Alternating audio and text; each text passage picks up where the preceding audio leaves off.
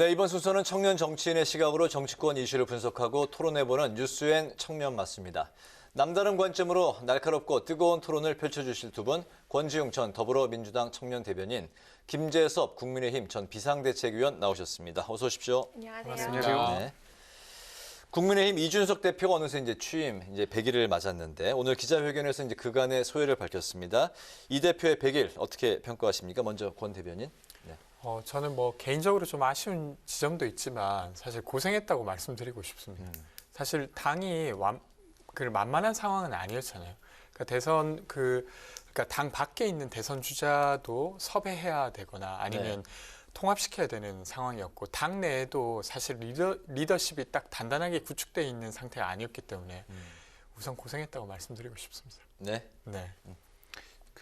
이제 이준석 대표가 취임한 이후에 우리가 당원 증가가 한 15만 명 정도가 됐습니다. 그 중에 이제 사실 대다수가 20대, 30대인 것을 생각해 보면 사실 국민의힘이라는 정당이 그러니까 그 전신이 우리 보수당이 사실 젊은 사람들한테 이 정도로 인기, 호응을 받은 적이 있었는가 하면 사실 그렇진 않았거든요. 이렇게 자발적으로 당원 가입을 하고 특히 그중 대다수가 온라인으로 가입하는 그런 모습들을 보여줬거든요. 그러니까 당원 가입 시스템이라든지 어떤 당원들의 구조 같은 것들을 굉장히 많이 변화시켰다. 이것은 다분히 이준석 대표의 역할이 크다고 생각이 되고요.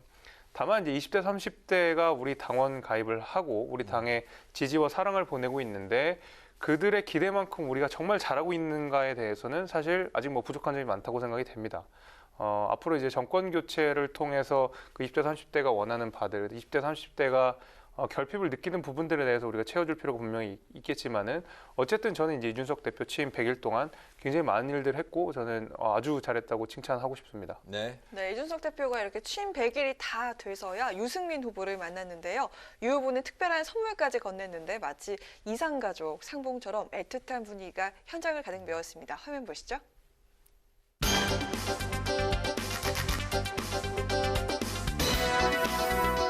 대표의 경선 공정성 중립이라는 것이 참 엄중하기 때문에 오히려 최근에 제가 이 유승민 후보와의 소통이라든지 유승민 후보 캠프의 어떤 요청 같은 것들을 많이 좀 제가 거절했던 그런 기억이 납니다. 100일 동안 여기 와보고 싶었는데 못 와가지고 굉장히 좀 거시기했습니다. 우리 이 대표님도 너무 조심하시는 것 같더라고요. 상당히 좀 섭섭했다는 말씀을 드리고 중도층, 수도권, 청년층의 표심을 결정적으로 날렸다고 생각하고 제가 후보가 되면 이 대표하고 궁합이 제일 잘 맞지 않겠냐. 쟤를 자주 못 보지만 제가 보고 싶을 때는 집에 책상 위에 두시고 좀 보시기 바랍니다.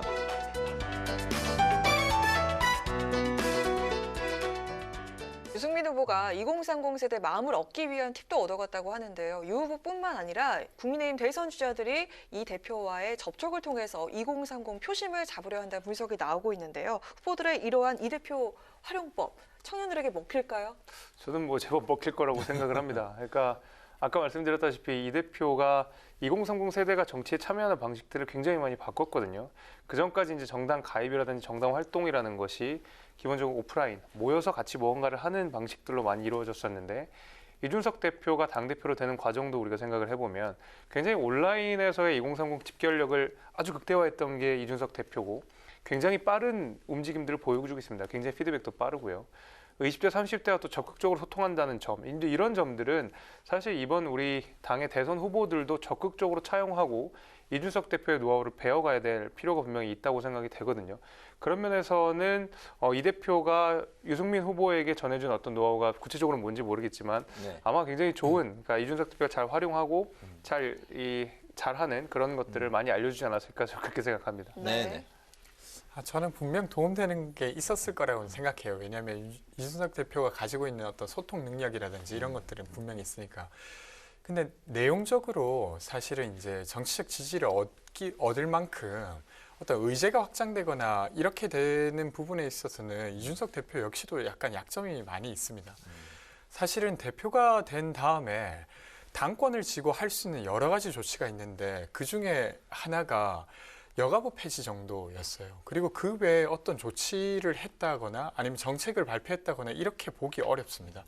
그러니까 이제 어떤 스킨십 자체는 넓을지 몰라도 그것이 정말로 좀 감동스러운 정치나 이렇게 이어지기는 아직 좀 어렵지 않나 싶습니다. 네, 또 김재섭 의원께만 질문 하나 더 네. 드릴게요. 이 대표가 청년들을 끌어오는 비밀 프로젝트를 진행 중이라고 언론에 몇 차례 흘렸죠. 이게 어떤 내용인지 좀 알려주세요. 실체가 네. 있나요? 글쎄요, 뭐 저는 이제 있을 거라고 생각이 되고요. 뭐 제가 그냥 이준석 대표를 그냥 아는 선에서 말씀을 드리게 되면 이준석 대표는 원래 정치인이기 전에 개발자이지 않았습니까? 뭐 컴퓨터 공학을 전공한 사람이고 정치를 어떤 식으로 가장 쉽게 참여할 수 있는가를 많이 고민을 하고 그것을 온라인이라는 툴을 활용해서 최대한 많이 참여하도록 하는 방식을 계속 고민했던 사람이기 때문에 아마 제 생각에는 그 개발자라는 캐릭터를 잘 살려가지고 2030 세대가 쉽게 참여할 수 있는 어떤 온라인 플랫폼들을 구성하고 있는 것이 아닌가라고 생각이 됩니다.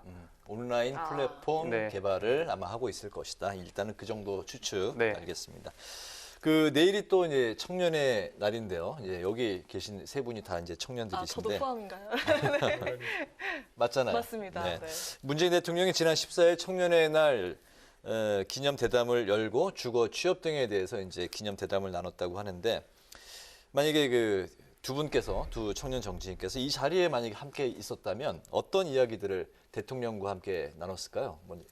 그 이번 청년의 날이 두 번째 청년의 날입니다. 작년에 생긴 건가요? 네, 그때 이제 BTS가 왔었고 이번이 두 번째 청년의 날인데 어쨌든 청년의 날이 이제 국가 기념일로 만들어졌다는 것 자체는 되게 긍정적인데 저는 네. 약간 무거운 이야기를 했을 것 같아요.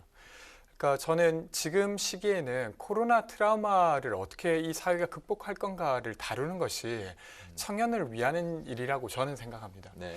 그래서 뭐 최근에 자영업자들이 지금까지 22분이 돌아가셨다는 스스로 목숨을 네. 끊었다고 할 만큼 어려운 상황이고 그리고 취업준비생도 역대 최대인 상태예요. 그러니까 사실은 청년이라고 하는 건 어떤 특정 연령대의 사람이기도 하지만 아직 사회에 완전히 자리 잡지 못한 사람들을 대변하는 층이기도 하잖아요. 네. 그래서 이들을 위해서 지금 코로나로 특히 어려운 사람들을 잘 돌보는 것을 아마 요청드리지 않았을까 싶습니다. 네, 알겠습니다. 저는 사실 작년 1회 때 초청을 받아서 한번 갔었는데 그러셨군요. 아무 말도 못했습니다. 너무 멀리 계셔가지고 아무 말도 못했는데요. 만약에 좀 가까이 계셨으면은 저는 꼭 드리고 싶었던 말씀, 드렸을 말씀은 결국 이제 우리 연금에 대한 이야기를 반드시 했었을 것 같습니다. 왜냐하면은 사실 연금이라는 것은 지금 개혁이 분명히 돼야 됩니다. 그러니까 결국 이 재정 건전성이 굉장히 안 좋아지고 있는 건 사실이고 노령화가 되다 보니까 젊은 사람들은 낸 만큼 못 받는다는 인식이 분명히 있거든요. 근데 역대 정부에서 연금 개혁을 사실 크고 작게는 다 조금씩 했는데 문재인 정부 들어와서 4년간 사실 연금에 대해서는 아무런 손을 보지 않은 문제가 분명히 있습니다. 네. 분명히 자원이 고갈될 것이 보이고 젊은 세대가 지금 이 불확실한 그 노후에 대해서 굉장히 불안해하고 있는 상황인데 문재인 정부에서 이 연금에 대해서 너무 방치하고 있다는 점, 이거는 분명히 제가 지적을 했을 것 같고 이게 정말 청년으로서 젊은 사람으로서 반드시 시정돼야 되는 문제라는 것은 제가 아마 만나 뵀으면 말씀을 드리지 않았을까 생각합니다. 고갈될 그 불안에 떨고 있는 청년들을 그렇죠. 예. 위해서 뭐 네. 주택 문제부터 굉장히 많이 있지만 뭐 노력을 하시고 있는 걸 잘 알고 있습니다. 네네. 다만 그것이 이제 시장의 법칙과 좀 반대로 가다 보니까 부작용도 많이 생기고 했던 것도 사실이지만 연금에 관해서는 사실 너무 많이 침묵하고 계신 것도 사실이거든요. 그래서 연금에 대해서는 분명히 제가 조금 불편한 말씀들을 많이 드리지 아마 우리 않았을까. 방송을 지금 보고 생각합니다. 계실 것 같습니다. 네. 저는 그럴까요? 대신 카메라를 통해 전해드립니다. 이 부분 너무 반가운 이야기입니다. 꼭 같이 이야기하면 네. 좋겠다 네, 싶습니다. 네. 공감하시는군요. 네. 알겠습니다. 연금 문제. 네, 다음 주제로 넘어가겠습니다. 여야 대선 주자들이 추석 민심을 잡기 위해서 분주한 가운데 특히 호남 경선을 앞둔 이재명, 이낙연 후보의 신경전이 아주 뜨거운데요. 대장동 의혹을 계기로 명락 전쟁이 불붙었는데 야당 또한 대장동 게이트라면서 맹공을 퍼붓고 있습니다. 두 분 의견 들어보겠습니다. 예, 그 대장동 개발과 이재명 지사가 그 대장동 개발에 얼만큼 직접적인 연계가 있는지는 뭐 차차 밝혀져야 되는 문제라고 하더라도 네. 이 대장동 개발 자체가 굉장히 문제가 많은 형식인 건 맞습니다. 굉장히 이 SPC 이제 특수 그 목적 법인을 설립을 하는데 이 개발을 함에 있어서 개발에 있는 이 지분 구조, 그러니까 우선주와 보통주를 나누는 그런 것도 굉장히 이례적이고요. 그 사업자를 공모하는 과정도 굉장히 급속으로 처리가 되었고 하루 만에 지정이 되는 등 굉장히 의심스러운 부분들이 많습니다. 그리고 실제로 이재명 지사와 직간접적으로 연이 있다고 하는 분들이 이번에 문제가 되는 그 화천대유라는 그 회사와 연계가 좀 되어 있는 부분들을 생각해 보면 사실 이제 이재명 지사가 이걸 차츰 밝혀야 되는 문제이긴 하지만 아직 그것은 밝혀지지 않았으니까 그건 그대로 둔다고 하더라도 이 대장동 개발 자체에 굉장히 많은 의혹들이 있고 사실 폭리를 취한 상황이거든요. 그러니까 쉽게 얘기해서 5천만 원을 넣고 500억 원을 받았다라는 것인데 국민들이 납득하기 어려울 것 같습니다. 김부겸 총리 역시도 상식적이지 않은 일이라고 말씀하셨던 만큼 그래서 이것이 만약에 이재명 지사 조금이라도 연계가 돼 있다고 하면 굉장히 큰 이 경선 과정에 타격을 주지 않을까라고 생각합니다. 네. 저는 이게 대장동 공영 개발 이 건 자체가 이렇게 문제가 될 부분이 아니라고 생각합니다. 왜냐하면 이 개발 자체를 놓고 사실은 맥락은 이런 거거든요. 이게 완전히 민영으로 개발되려고 했던 걸 성남시장이 되면서 그걸 스탑시키고 일부를 공영 개발로 바꾼 겁니다. 그러니까 전체를 공영 개발로 하고 일부를 공공의 이익으로 가져온 것이 기본 이 틀의 핵심적인 내용인 거죠. 근데 이제 민간이 가져갈 이익분에 있어서 거기에 참여한 여러 가지 업체들 중에서 어떤 업체가 되게 큰 이익을 냈기 때문에 지금 마치 엄청 큰 문제가 되는 것처럼 이야기되고 있어요. 근데 그 업체가 이재명 지사랑 직접적으로 관계되었다는 증거는 아직 아무것도 없습니다. 그래서 이재명 지사도 수사받겠다, 100% 수사하자 이렇게까지 이야기하고 있는 상황이고 되려 그 업체에 7년간 국민의힘 곽상도 의원의 아들이 7년간 일을 했었습니다. 되려 그것을 그 업체와 관련된 걸 묻는다고 하면 그분에게 물어야 되지 않나 싶고요. 그리고 또 저는 좀 이어서는 주택 관련한 일을 했다 보니까 사실은 좋은 택지, 위치가 좋은 택지는 대부분 개발하면 이익이 아주 막대하게 납니다. 근데 그것을 개발하기까지 필요한 인내의 자금을 가지고 있는 팀이 그것에 대한 이익을 보통 다 가져가요.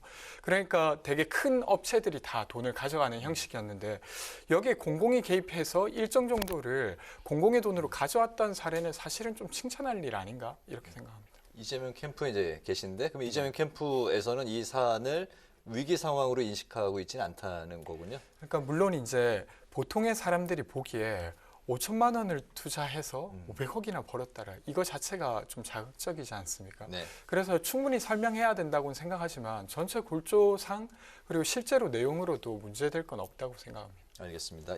그 질문은 이제 그 권 대변인에게만 드리겠습니다. 왜냐하면 이제 지금 방금 말씀드렸지만 이재명 캠프에 계시기 때문에 그 여당의 이제 경선의 최대 승부처라고 하는 이제 호남 경선이 다음 주 이제 주말에 있잖아요. 25, 26인데 이낙연 후보가 이제 호남 경선 커다란 이제 승부처를 앞두고 이제 본인은 이제 천군만마를 얻었다 이렇게 이제 표현을 하고 있어요. 친문 핵심 3인방이라고 하는 이제 홍영표, 신동근, 김종민 의원이 이제 그쪽 캠프로 갔습니다. 이재명 캠프 분위기는 어떻습니까? 원래도 사실은 이낙연 캠프는 조직력이 아주 강했습니다. 그렇기 때문에 아주 위력적이라고 이미 생각하고 있었고요. 네. 그래서 이제 이재명 캠프도 지금 혼신의 힘을 다하고 있어요. 오늘도 이제 대거 의원들이 내려가서 거기 함께하고 이번 주말을 다 거기서 보내게 됩니다. 이재명 후보까지도. 근데 저는 이제 뚜껑을 열어봐야 된다고 생각하는 건 사실은 변화를 만드는 지도자를 바라는 시대 정신이 있기 때문이라고 생각합니다. 그래서 호남에서 이낙연 후보에 대한 어떤 신뢰 이런 것들이 높긴 하지만 대통령으로 누가 필요한가 혹은 아니면 본선 후보로 누가 필요한가에 대해서는 좀 다른 대답을 할 수도 있을 것 같아서 그건 열어봐야 알 것 같습니다. 네, 알겠습니다. 네, 국민의힘 대선 주자들의 첫 TV 토론 이야기도 안 할 수가 없을 텐데요. 토론 데뷔전을 치른 정치 신인 윤석열 후보에게 특히 이목이 쏠렸는데요. 침대 토론 같았다, 또 선방을 했다 등의 다양한 평가들이 나오고 있습니다. 청년들께서 평가를 해주시죠. 먼저 문제 선생님요. 글쎄요, 이 TV 토론 자체는 조금 싱겁긴 했었습니다. 왜냐하면 8명의 후보가 있다 보니까 아무래도 시간적으로 굉장히 많이 촉박했다는 생각이 들었고 질문에 대해서 각 후보 간에 이렇게 질문을 했었는데 그에 대한 대답도 충분히 듣지 못하는 상황이었다 보니까 아무래도 그 후보들 간의 역량을 평가하기에는 너무 시간이 짧았다는 좀 아쉬움은 있었습니다만은 그럼에도 불구하고 각각 후보들의 색깔들은 굉장히 재밌게 잘 나타난 것 같아요. 보면 뭐 윤석열 후보는 윤석열 후보대로, 홍준표 후보는 홍준표 후보대로, 뭐 유승민, 하태경 각각 원래 자기가 잘 구축해왔던 이미지들을 잘 이야기를 했는데 특히 이제 문제가 되는 윤석열 후보 같은 경우에는 굉장히 뭐 토론과 관련돼서 토론을 피하는 것이 아니냐라는 지적들을 많이 받았는데 사실 뭐 제가 보기에는 윤석열 후보가 그럭저럭 선방을 잘했다. 그러니까 뭔가 굉장히 많이 우려들 하시고 토론에 가가지고 뭔가 실언을 하거나 혹은 뭐 좀 자신 없는 모습들을 보여주지 않을까라고 많이들 걱정을 하셨는데 그 정도는 아니었다. 그냥 충분히 본인이 가진 캐릭터들을 잘 이야기하고 왔다 정도로 저는 생각합니다. 네. 선방했다. 네. 네, 저도 좀 비슷한 평가입니다. 네. 그러니까 윤석열 후보는 자신이 가지고 있는 장점으로 잘 진행한 것 같고요. 근데 제가 약간 또 다르게 생각됐던 건 지금은 윤석열 후보가 1위 후보이기 때문에 그런 태도가 훨씬 더 좋을 수 있다고 생각합니다. 근데 만약에 이게 역전된 다음이라고 하면 추격자의 입장에서 토론을 해야 될 텐데 그 역량을 가지고 있을까에 대해서는 약간 의문이 드는 토론회였습니다. 그 역전됐을 경우에는 뭔가 역량을 끌어내야 되는데 네. 구체적인 뭐 정책이라든가 네, 그렇죠. 근데 그런 면에서는 토론을 주도하는 듯한 모습을 보이진 못했다고 아직까지 저는 주도하는 모습은 생각하기 아니었다. 때문에, 네. 뭐 이제 2차 컷오프까지 5번 이제 토론이 남아 있으니까 또 이제 계속 지켜봐야 될 것 같습니다. 이번에 그 홍준표 후보 이야기를 오늘 이제 마지막 질문으로 드리겠습니다. 어제 이제 TV 토론에서 홍준표 후보 발언이 두고두고 지금까지 이제 그 논란이 되고 있고 같은 당 내에서 이제 크게 파장이 일고 있는데 그 조국 전 장관 수사가 과잉이었다 이제 이 발언인데요. 지난 대선 때 토론 때와 비교해서 홍준표 후보가 좀 달라진 모습이 있는 것인지 어떤 그런 전체적인 홍 후보의 토론 어제 어떻게 보셨는지 먼저 김재섭 위원부터 말씀하실까요? 네. 그 누구보다도 민주당에 대해서 쓴소리를 아끼지 않았던 홍준표 후보가 사실 그 조국 전 장관에 대한 비호를 하는 면에 있어서는 아마 당원들의 실망이 굉장히 크지 않았을까 생각합니다. 사실 뭐 거침없는 언사, 그다음에 또 뭐 아주 시원한 공격, 상대 진영에 대한 공격 이런 것들을 잘했던 후보고 그런 면에서 사실 20대, 30대의 지지율들이 많이 올라왔는데 특히 이제 국민의힘 입장에서는 조국 전 장관의 어떤 여러 가지 비의혹들에 대해서 굉장히 많은 불만들을 가지신 분들이 압도적으로 많고요. 네. 뭐 많은 국민들이 그렇겠지만은 특히 이제 조국 전 장관이 말하자면 이제 젊은 세대들이 느끼는 공정을 심각하게 훼손했다라는 그런 상처들을 갖고 있는 상황에서 20대, 30대의 많은 지지를 받고 있는 홍준표 후보에게는 분명히 그게 실수라고 저는 생각합니다. 그것이 뭐 본심이었던 어떻든지 간에 경선을 치르는 과정에 있어서 당원들의 투표와 당원들의 지지를 받아야 되는 입장에서 저는 전략적으로도 굉장히 큰 실수를 한 것이 아닌가라고 생각을 합니다. 네. 저는 되려 좀 자신감 있어 보였는데요. 왜 그러냐면 저는 좀 어려울 것 같아요. 이게 당내 경선을 치르고 있지만 당내 경선을 치르고 나면 본선을 뛰어야 됩니다. 근데 그런 입장에서 저는 그러니까 물론 이제 여러 입장들이 있지만 박지원과 관련된 것도 너무 지나치다 이렇게 보시는 사람들도 많이 계세요. 그러니까 거기에 대한 입장을 내는 것 그리고 조국도 말씀하신 대로 그것이 교육을 하는 과정에서의 어떤 문제는 분명 있었지만 분명 좀 수사가 과잉되었다라고 하는 시민들도 많이 있습니다. 그러다 보니까 홍준표 후보 입장에서는 사실 본선까지 염두에 둔다고 하면 저는 이런 스탠스 뛸 수도 있다고 생각합니다. 근데 본선을 가는 티켓이 아직 확정이 안 돼 있는 상태이기 때문에 네. 어쩌면 약간 실수가 될 수도 있겠다는 말에도 동의합니다. 뚜껑을 좀 빨리 열었다. 네. 해를 좀 빨리 보여줬다. 네. 네, 알겠습니다. 자, 이제 그 청년 마수 이제 마칠 시간이 됐는데 오늘은 청년의 날을 맞는 정치권의 풍경과 추석 명절 밥상머리 화제를 중심으로 살펴봤습니다. 지금까지 권지웅 전 더불어민주당 청년 대변인, 김재섭 전 국민의힘 비상대책위원과 함께했습니다. 두 분 추석 명절 잘 보내시고요. 다음 주에 뵙겠습니다. 고맙습니다. 네, 감사합니다.